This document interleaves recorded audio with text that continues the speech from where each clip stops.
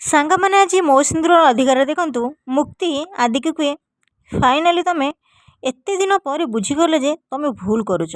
ଆରେ ବାଃ, ତମେ ତ ବହୁତ ବଢ଼ିଆ ଆକ୍ଟିଂ କରୁଛ। ଯଦି ତୁମକୁ କେଉଁ ମୁଭି ଅଫର୍ ମିଳିଥାନ୍ତା ନା ତାହେଲେ ବେଷ୍ଟ ଆକ୍ଟର ଆୱାର୍ଡ଼ ତୁମକୁ ହିଁ ମିଳିଥାନ୍ତା।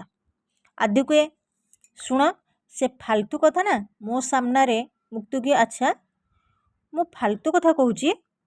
ଆଚ୍ଛା କାଲି ରାତିରେ ତମେ କ'ଣ କହୁଥିଲ? ତମେ ମୋତେ ଛାଡ଼ିକି ଯାଅନି, ମୁଁ ତମ ବିନା ରହିପାରିବିନି, ମୁଁ ତମକୁ ବହୁତ ଭଲ ପାଏ, ଏ ବାହାଘର ଭାଙ୍ଗିଦିଅ ପ୍ଲିଜ୍। ହେଲେ ସକାଳୁ କାଉରାବିନି କିନ୍ତୁ ବାବୁ ହଳଦୀ ବସନ୍ତ ହେଇକି ଆସିକି ଏଠି ବସି ପଡ଼ିଛନ୍ତି। ପୁଅର ବାହା ହେବାକୁ ଭାରି ମନ ଖାଲି ଗଗନ ପବନରେ ଉଡ଼ୁଛି। ଆଦିତ୍ୟ ହ୍ୱାଟ୍? କ'ଣ କହିଲ? ଗଗନ? କ'ଣ ଗଗନ? ମୁକ୍ତି କୁହେ ହଁ ଗଗନ। ଶୁଣ ଏଗୁଡ଼ାକ ତମେ ବୁଝିପାରିବନି, ତମ ଲେବୁଲ୍ ବାହାରେ। ଆଦି କୁହେ ଦେଖ ମୁକ୍ତି ତମେ ନା ମୋ ଟ୍ୟାଲେଣ୍ଟ ଉପରକୁ ଆଙ୍ଗୁଠି ଉଠଉଛ। ମୁକ୍ତି କୁହେ ଜମା ନୁହଁ, ଆକ୍ଚୁଆଲି ଗୋଟେ କଥା କହିବି ତମେ ନା ବହୁତ ଟ୍ୟାଲେଣ୍ଟେଡ଼। ଆଉ ସେ ଟ୍ୟାଲେଣ୍ଟଟା କ'ଣ ଜାଣିଛ?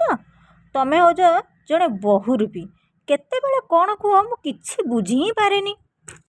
ଆଦି କୁହେ ଶୁଣ ସେସବୁ ଯାହା ବି କହିଛି ନା ନିଶାରେ କହିଛି। ମୁକ୍ତି କୁହେ ଆଚ୍ଛା ନିଶାରେ ଥିଲାବେଳେ ଜଣଙ୍କ ସହିତ ରୋମାନ୍ସ କରିବ ଆଉ ହୋସ୍ ଆସିଲା ପରେ ଆଉ ଜଣଙ୍କୁ ବାହା ହେବ।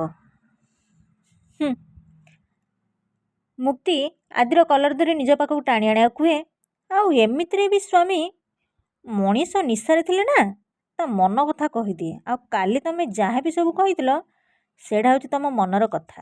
ସାଙ୍ଗମାନେ ଆପଣମାନେ ଯଦି ମୋ ଚ୍ୟାନେଲରେ ନୂଆ ଅଛନ୍ତି ତାହେଲେ ମୋ ଚ୍ୟାନେଲକୁ ସବସ୍କ୍ରାଇବ୍ କରିଦିଅନ୍ତୁ ଆଉ ଛୋଟ ଲାଇକ୍ଟେ କରିଦିଅନ୍ତୁ। ଜୟ ଜଗନ୍ନାଥ।